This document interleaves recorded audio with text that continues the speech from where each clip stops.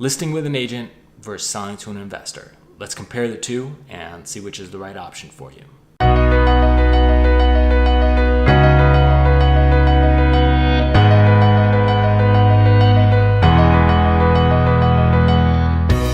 Even in a seller's market, it's smart to look at all of your options to see which is the best one that's going to help you achieve your goals when selling your house. While you may be able to get a higher sales price listing with an agent, it doesn't always mean more money in your pocket or less headache. Let's dive into the details to compare the options. Number one, commissions and fees. Typically, this is the highest cost that needs to get accounted for when selling your property. On average, 6% of the sales price gets paid as a commission to the listing agent for their services. When selling to an investor, there's no commissions that need to be accounted for. Number two, who pays for the closing costs? When selling your property, closing costs are one of those unavoidable expenses that need to be accounted for.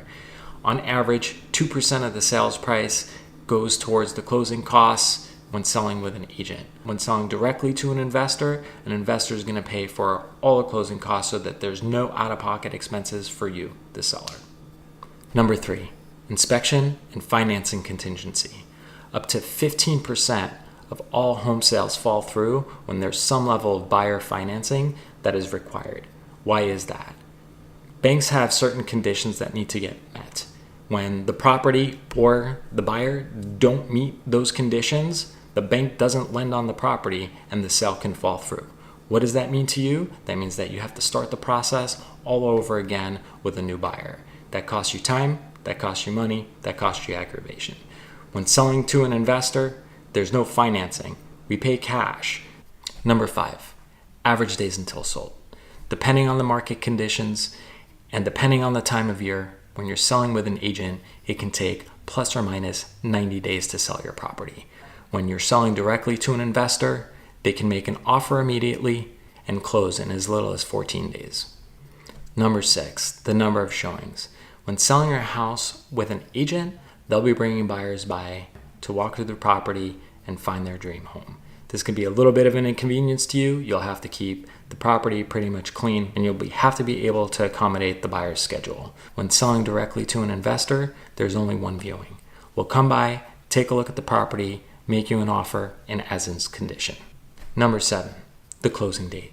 When selling your house through an agent, closing typically occurs 30 to 60 days after the buyer's offer is accepted. When selling directly to an investor, the seller gets to pick the closeout date of their preference. And finally, number eight, who's going to pay for all those repairs that are found during the inspection period? When selling your house the traditional way, a seller is normally responsible for making the repairs prior to closing. If that's not possible, they normally offer a credit to the buyer. When selling directly to an investor, the investor is going to buy the property in as-is condition. No repairs are needed. That'll all be taken care of by the investor.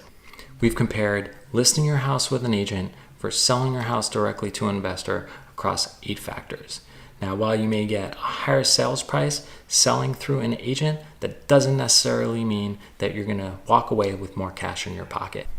Selling directly to an investor provides the benefit of all cash closings with no hassle, no out-of-pocket expenses, where you get to pick the closing date. There are a lot of things that you're going to need to consider when selling your home. Ultimately, the choice is going to be yours to determine what's best for you.